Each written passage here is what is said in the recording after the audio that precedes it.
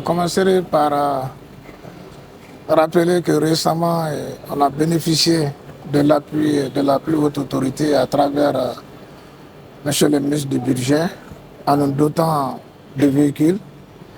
Donc, ce qui nous a permis de renforcer le contrôle douanier au niveau de la région de Zérekoré d'abord, ça s'étendra sur les autres régions. Donc, on a envoyé une mission à Zérekoré qui produit de très bons résultats. C'est-à-dire que nous avons constaté que le nombre de véhicules dirigés vers le bureau de douane est à la hausse et par conséquent les recettes aussi. Et au-delà de ça, il y a eu des saisies de marchandises et même des marchandises illicites récemment dans la zone de Zérekoré. Précisément plus de 140 000 cartouches de chasse dissimulées dans une camionnette qui n'avait pas été dédouanée. Donc, certains de ces résultats ont été obtenus grâce au soutien des citoyens. Donc, je voudrais inviter la presse à accompagner toutes les forces de défense et de sécurité pour lutter contre la délinquance d'une part, mais aussi lutter contre la fraude douanière.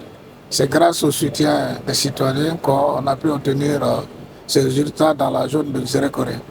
Aussi, comme vous avez dû le constater récemment à la frontière avec la République sœur de Sierra Leone, il y a eu découverte dans une cachette aménagée dans le coffre d'un véhicule un peu plus de 40 kg de cocaïne. Et là, ça c'est grâce au professionnalisme des douaniers et à leur vigilance.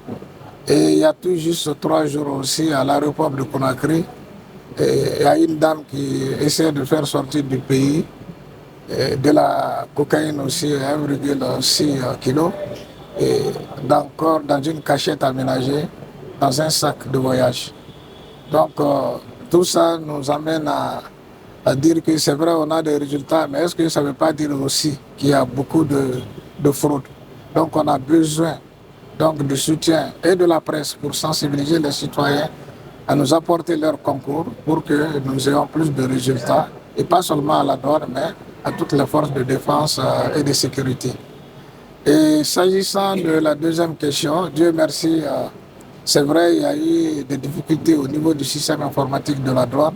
Heureusement, aujourd'hui, ces choses oubliées, les choses sont rentrées dans l'ordre depuis le jeudi passé, donc ça fait pratiquement une semaine aujourd'hui.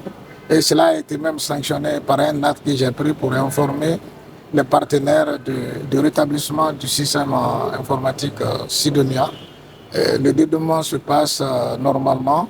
Et il y a un journaliste aussi qui avait posé la question de savoir s'il y a eu perte de données. Et je dis non, toutes les données sont disponibles. Et on est même en train d'envoyer aux différents clients le montant qu'ils doivent à l'État pour ceux qui n'ont pas encore payé. On a toute la situation, on est en train de les inviter à payer l'argent de l'État. En tout cas, je précise encore, les données sont disponibles et le système est opérationnel 100%. On n'a plus de difficultés. Et l'autre question était de savoir les raisons de ces difficultés sur le plan de l'informatique. D'abord, il y avait des difficultés réseau. Je crois à un moment qui a affecté un peu le pays. Aussi, il y avait la nécessité de changer de serveur. Donc, on a acquis un nouveau serveur sur lequel on a migré toutes les données. Voilà ce que je pouvais donner comme réponse à différentes questions soulevées.